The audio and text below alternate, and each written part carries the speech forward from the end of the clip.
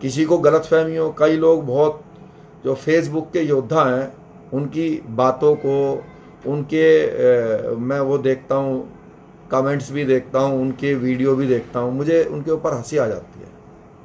अभी जिनके दांत जो है, दूध के दांत नहीं टूटे, वो लोग फेसबुक पे रोज मर्डर कर देते हैं। रोज पता नहीं कितने मर्डर उन्होंने कर दिए हैं फेसबुक के अंदर। जिस दिन सच में कर दोगे और 15 से 20 साल अपने जीवन के जेल में दे दोगे, उस दिन आवाज निकल जाएगी तो गनीमत समझना।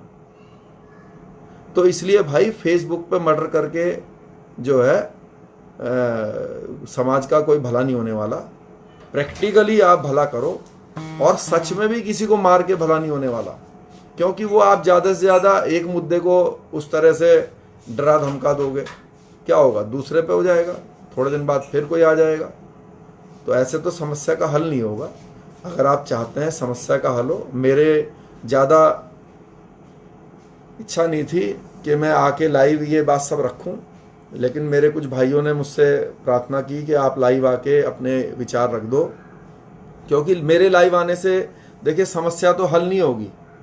मेरे से कल या 2 दिन पहले कोई भाई बोल रहा था कि आप उपेंद्र भाई के लिए लाइव आके बोलिए कि उनको जो है छोड़ा जाए।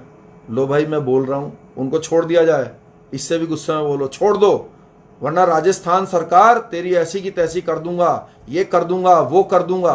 क्या होगा इससे, क्या होगा बताओ? लोग, बच्चे खुश हो जाएंगे, ताली बजा देंगे, राणा जी ने आके देखो कितनी जोश से बोल दिया, तलवार भी रखी हुई थी साइड में, रिवॉल्वर भी दिखाई, छोड़ दो। ऐसे नहीं छूटेगा कोई। उसके लिए तुम्हें राज सत्ता पे बैठना पड़ेगा, राजा बनना पड़ेगा। जब राजा बन जाओगे, आज तुम छोड़ दो कर रहे हो, किससे कर रहे हो बताओ? कौन छोड़ेगा? अरे भाई, उसको बंद किसने किया? सरकार ने बंद किया ना, सरकार करती है ना। पुलिस किसके अंडर में है? सरकार के है ना। तो सरकार बनो ना। वो जिस मुद्दे के लिए जेल गए, आपने कहा कि भाई महाराणा प्रताप जी की प्रतिमा एक जगह पे लड़ाई झगड़ा हो गया था रखने को लेकर, वहां पे लिए गए, वो झगड़ा ही ना होता। अगर आप सरकार में हिस्सेदार होते तो वो झगड़ा ही ना होता। जो वो जगह थी, वहां पर एक कानूनी रूप से एक एप्लीकेशन हम पास करते कि भाई यहाँ पे महाराणा प्रताप जी की प्रतिमा रखी जाएगी, सरकार का आदेश है, और प्रतिमा भी सरकारी पैसों से बनेगी, तो झगड़ा ही नहीं होता, किसी को जेल जाने की जरूरत ही ना पड़ती। लेकिन अभी हमारा समाज जो है भटकाव की तरफ है। मेरा निवेदन है आपसे, अपना झंडा, आपकी अपना पार्टी बन चुकी है, सामाजिक संगठन के द्वारा देखिए किसी भी मुद्दे को उठा सकते हैं। अभी भी आप क्या कर रहे हैं, आप खुद इस बात को मान रहे हैं कि मुद्दे को उठाइए, लेकिन मैं आपको वो रास्ता बता रहा हूं कि मुद्दे को उठाना कब तक उठाते रहोगे? आप जो है ऐसा बनिए कि दूसरे लोग मुद्दों को लेकर आए आपके पास, और आप दाता हो, दाता बनो, हल करने वाला बनो। हल करने वाला तब बनोगे जब आप सरकार बनोगे अपने पूर्वजों की तरह। और सरकार बनने के लिए राजनीतिक झंडे की जरूरत है। जो समाज, आप मेरी बात को चाहे अभी मान लो, चाहे 10 साल बाद मान लेना, चाहे 5 साल बाद मान लेना, जब भी मानोगे तभी जो है आपके समाज का, हमारे समाज का भला होगा। और अपने जो ये जो रोज आए दिन जो हम मुद्दे उठाएंगे या उठाते हैं, इसका जो है, इससे निजात पाने का सिर्फ एक यही रास्ता है। तो मेरा बहुत धन्यवाद है आप सबको लेकर, और अपने लेवल पे जितनी आज हमारी हैसियत है, देखिए बड़ी बड़ी बात ना मैंने कभी की है और ना अपने बस की है कि मैं यहाँ पे झूठ या फरेब वाली बात करूँ आपसे। जितनी हमारी हैसियत है, हमने मधुबनी गए थे, हमने वहाँ पर भी उतनी ही बात करी थी जितनी हमारी औकात थी। हम फालतू की बड़बोलेबाजी नहीं करते। मैंने डीएम को फोन मिला दिया, मैंने एसपी को कर दिया, मैंने, आप सोचिए समाज जो है लाखों की संख्या में इकट्ठा हुआ था, जो आनंद पाल एनकाउंटर हुआ था उसको लेकर, क्या हुआ उसका परिणाम बताइए? उन पुलिस वालों को क्लीन चिट मिली, उन पुलिस वालों को इनाम मिला, और जो वहां इकट्ठा हुए थे उनके ऊपर मुकदमा लगा। तो सॉल्यूशन तो नहीं हुआ, जबकि वो मुकदमा किसने लगाया? समाज के लोगों के ऊपर। उनको क्लीन चिट किसने दी? सरकार ने। सरकार से मतलब सरकार के एक अंग ने। कौन होता है? पुलिस, सीबीआई, ये सब सरकारी अंग ही तो हैं। तो सरकार बनो। मैं आपको जो रास्ता बताना चाह रहा हूँ, बता रहा हूँ, वो सरकार बनो। और ये जो मुद्दे आप लेके आते हो ना, अभी जब बिहार में चुनाव लड़ रहे थे तो बहुत राजपूत बोलते थे आएगा तो मोदी ही। अब भाजपूतों से मेरा निवेदन है कि मोदी से कहें कि बचाए जो राजपूतों के ऊपर आए दिन जुल्म हो रहे हैं। हरियाणा में जब घूमते थे तब भी बोलते थे आएगा तो मोदी। अब आ गया, कहते थे कि जी ये जो अगर हमने बीजेपी को वोट नहीं दी तो भाई साहब ये जो हमारे जो ये जाट भाई हैं ये आ जाएंगे सत्ता में और ये तो बहुत परेशान करेंगे फिर। तो भाई अभी बीजेपी ने आपके मुंह पर लात मार के अभी जो जाट भाइयों की पार्टी है जेजेपी, उसी से गठबंधन करके सरकार बनाई हुई है। रोक लेते तुम? है हैसियत रोकने की? नहीं है ना। तो इसीलिए आप भी अपनी पार्टी, अपना झंडा बनाइए जो कि बन चुका है, आपके लिए बना है। मैं आपसे वादा करता हूं हमारा साथ दीजिए। ये जो आए दिन की जो समस्या है इसको हम परमानेंट खत्म कर देंगे। और अगर जाने अनजाने कोई घटना घट भी गई तो आपको सड़कों पर बैठने की जरूरत नहीं पड़ेगी। घटना घटेगी और उसको न्याय मिलेगा, उसको उसका अधिकार मिलेगा। और जिसने वो घटना घटित करी उसको जो ऐसा सबक सिखाएंगे कि उसके 4 पुश्ते भी याद रखेंगे कि किन से पाला पड़ा। इसलिए राष्ट्रवादी जनलोक पार्टी के ऊपर विश्वास कीजिए। ये आपके लिए बनाई गई है। जब बनाई थी उससे पहले मैं सामाजिक कार्यक्रमों के अंदर जाता था। अगर मुझसे कई लोगों ने कहा जी आप सामाजिक संगठन बना लेते, क्या होता? मैं बना लेता, अभी भी बना लेता। चलो क्या कर लूंगा सामाजिक संगठन बना के?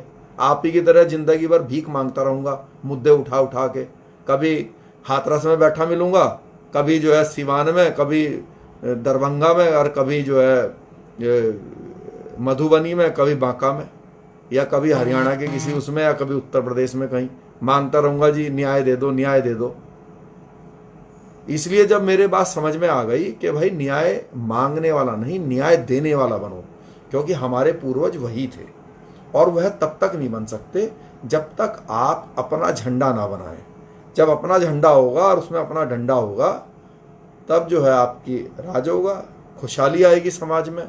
और ये तो मैंने आपको बहुत विस्तार से नहीं बताया, ये तो सब नेगेटिविटी वो है। मतलब जब आपका झंडा होगा भाई, जो एसेट्स हैं, जो सरकार की नौकरियां हैं, जो ठेके हैं, उसमें भी आपको प्रायोरिटी मिलेगी। अभी तो वो तो आप उस तरफ तो आप कभी ध्यान ही नहीं दे पाते। आप देखिए, दुर्भाग्य देखिए कि सामाजिक संगठन सिर्फ यहीं तक सीमित है कि जब कोई घटना हो जाए हफ्ते 5 दिन में तो बस उसके लिए धरना प्रदर्शन कर सकते हैं। कोई भी सामाजिक संगठन क्या किसी एक लड़के की सरकारी नौकरी लगवा सकता है? बताइए, ये होता है काम। लेकिन राष्ट्रवादी जनलोक पार्टी जिस दिन सत्ता में आएगी तो हजारों लड़कों की नौकरी लगवाएगी, क्योंकि उसका वो अधिकार होगा। तो इसलिए आपसे निवेदन है कि आपका जो झंडा बन गया है उसके साथ आइए। बहुत धन्यवाद। किसी का कोई और प्रश्न हो तो वो पूछ सकता है, मैं उसको कोशिश करूंगा कि मैं लिख के जवाब दे दूं। सामाजिक संगठन को जब जिन मुद्दों के लिए उन्होंने बनाया है उन मुद्दों को हल तो सरकार ही करेगी ना। तो उन मुद्दों को हल कराने के लिए अपने पार्टी की सरकार बनवाओ, जिससे कि आपको आए दिन धरना प्रदर्शन ना करना पड़े। जो भी आपके मुद्दे हो अपनी पार्टी की सरकार से आप बोलेंगे, वो आसानी से हल हो जाएंगे। तो मेरा निवेदन आप स्वीकार कीजिएगा। और हाँ, देखिए मेरे से, मैं बहुत प्रैक्टिकल आदमी हूँ। हम ऐसे आदमी नहीं है, हम सिर्फ टारगेट अचीव करने वाले व्यक्ति हैं। हमारी निगाह जो है वो अर्जुन की तरह रहती है, सिर्फ मछली की आंख पे। ऐसा नहीं है कि ड्रामेबाजी करनी है। ड्रामेबाजी करनी हो तो रोज यहाँ आके बैठ जाऊं फेसबुक पे और खूब तेज तेज हल्ला मचाऊं कि राजस्थान सरकार, बिहार सरकार ये कर देंगे, वो कर देंगे। लेकिन असली क्या है? कुछ नहीं कर सकते। असली यही है, ज्यादा हूं हाँ करोगे डंडे मार के आपको जेल में डाल देंगे, फिर मेरे को छुड़वाते फिरना, या जो करेगा उसको छुड़वाते फिरना। फिर उस बात पर रोना धोना करते हो, फिर रोते भी बहुत जल्दी हो। दिक्कत यह है, अगर पहले चिल्लाओगे फिर जेल में डाल दिया तो रोने लगते हो 2-3 महीने में ही कि जी छुड़वाओ छुड़वाओ। अरे भाई, मैं अपने जीवन के 15.5 साल दे चुका हूं अंदर। 2-2 महीने की तो तारीख मिलती थी मुझे, ठीक है नहीं। कोर्ट में जाते थे तो जज साहब बताते थे आज तो वकील साहब नहीं है। दूसरे महीने जाते थे तो बोलते थे आज तो जज साहब नहीं है। तीसरे महीने जाते थे तो हमारा खुद के वकील नहीं है। चौथी बार जाते थे तो लाइट नहीं है, और 1 साल बीत जाता था, ठीक है। तो या तो उतना दम पैदा करो, और वरना तो भाई सही रास्ते पर चलो।